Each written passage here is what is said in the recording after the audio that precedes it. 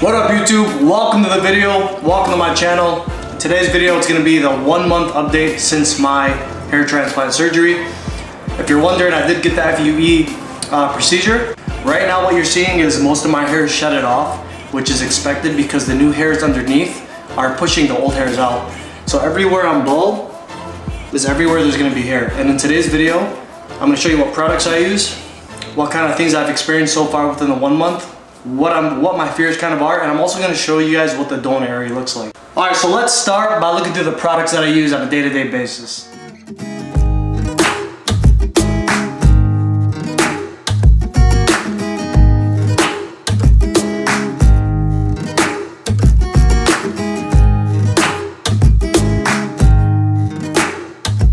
The first one that I use is Biotin. You can get this from really anywhere. You can get it from Walmart, CVS, Meijer, wherever your nearby grocery store is, whatever your state has or your country has. You can get over-the-counter Biotin, and it's relatively cheap. I like using the 10,000 microgram dose because it's the highest dose you can get over the counter. So that's item number 1.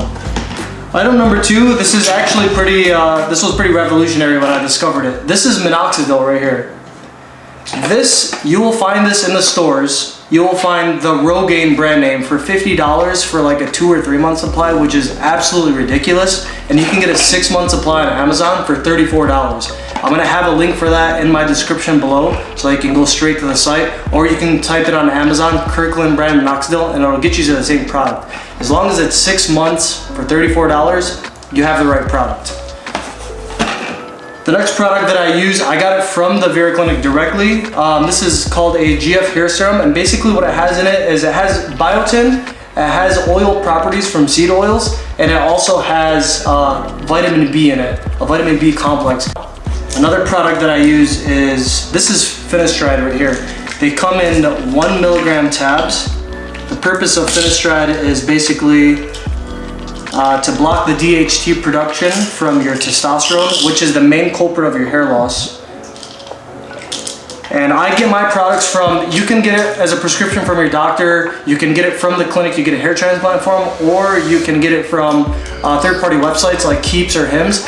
I do Keeps just because I made an account a few years ago, and it's just like, it's easy, and I have it on auto delivery, and every 3 months send me 90 pills. But it's up to you guys what you want to do. Again, if you don't feel comfortable taking this medication, me personally, I haven't experienced any side effects whatsoever with it. And it's such a low dosage that you shouldn't experience side effects.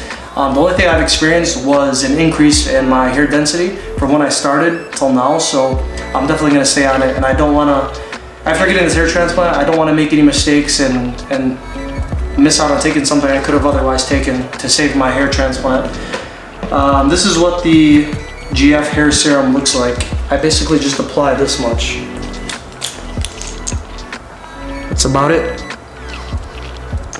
And I put it all over my head. I just rub it in with my fingers. The last thing I use, which I'm not going to be using forever, I'm just going to be using until the bottle is up, is this shampoo that I got from the clinic as well. This shampoo is basically used to keep the follicles clean. It has some biotin in it as well, and the main function of the shampoo is to keep the follicles from getting infected. So you get something called folliculitis, which is when you develop pimples and ingrown hairs in your scalp. And it's not that this is an abnormal reaction from a hair transplant. It is quite expected. I have some pimples on my head right now, and I'll show you guys after I'm done here what my results look like in the bathroom light. The purpose of this is to reduce that from happening. So it's still gonna happen, but it's just gonna be like reducing. You're not gonna have so many pimples everywhere. So it just makes the healing process easy. And for our favorite part, let's go ahead and head into the bathroom and see what we're working with. Good old bathroom. The lighting is absolutely brutal in here, so you're gonna see everything.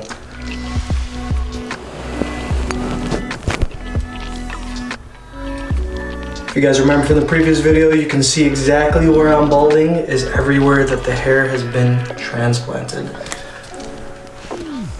As of right now, you can't even tell I got a hair transplant, and if you knew I got to get a hair transplant, you would feel bad for me because you would think that it absolutely failed.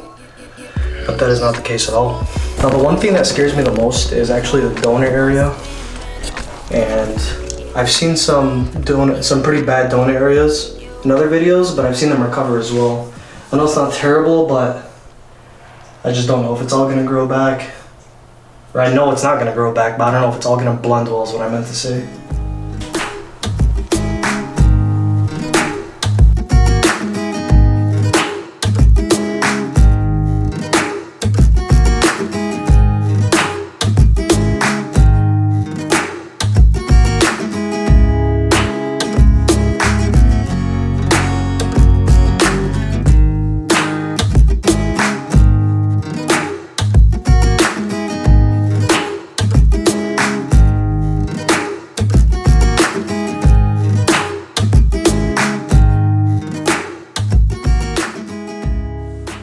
Alright fellas, so also keep in mind there's tons of products and tons of things and tons of different clinics that all offer the same thing.